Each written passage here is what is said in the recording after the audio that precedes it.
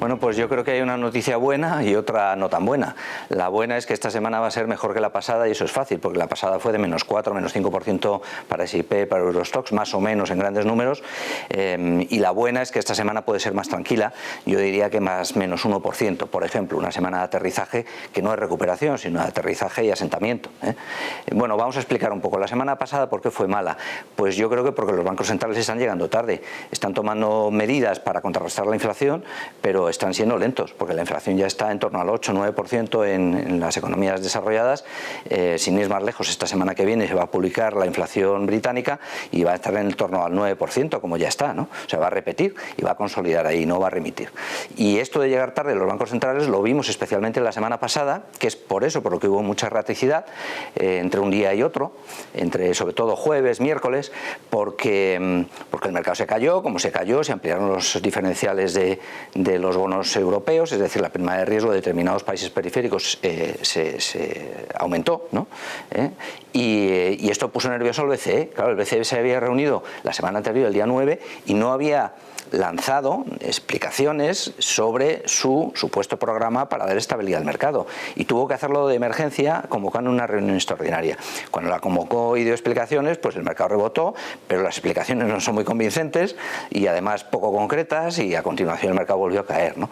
Que esto yo creo que erosiona la credibilidad de los bancos centrales, especialmente del BCE, y por eso la semana pasada esa erraticidad al final se transformó en saldos netos, yo creo que rotundamente negativos, ¿no?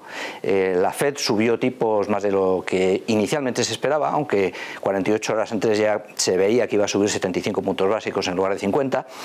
Sí está haciendo algo mejor su trabajo, pero la sensación que permea es que los bancos centrales están llegando tarde, sobre todo el BCE, aunque también en cierta medida la Fed, ¿no?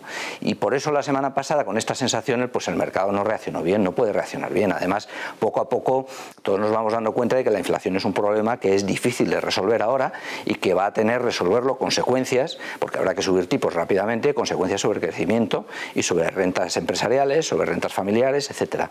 Y esto es lo que está afectando al mercado.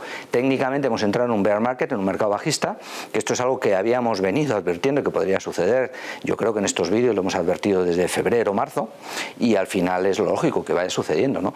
La noticia menos buena, la buena es que esta semana va a ser algo más lateral, la menos buena es que todavía queda ajuste, ¿no? ¿Por qué va a ser más lateral esta semana? Porque tenemos macro que no va a ser agresivamente destructiva, y porque interviene Powell, tiene que dar explicaciones ante Senado el miércoles y Congreso el jueves de lo que está haciendo la Reserva Federal y cuáles son los resultados. Y cuando un banquero central, sobre todo en la Fed, pues acude a las cámaras a explicar qué es lo que está haciendo, suele ser autocomplaciente y no suele ser autocrítico, y eso pues da un barniz de algo más de tranquilidad y serenidad al mercado, ¿no?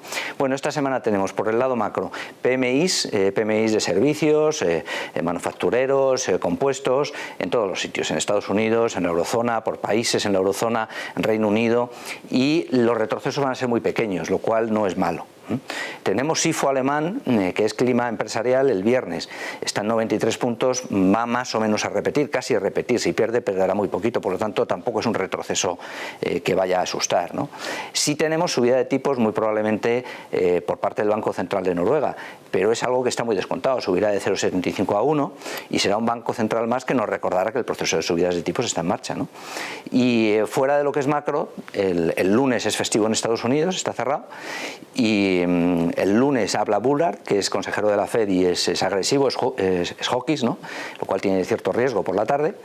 Y sobre todo, como he dicho, interviene Powell en las cámaras el miércoles y el jueves, y será autocomplaciente, lo cual pues probablemente dé algo más de tranquilidad al mercado durante la semana, ¿no? Sobre todo porque, comparado con la semana pasada, pues después de una semana muy mala suele venir una semana de estabilización, ¿no?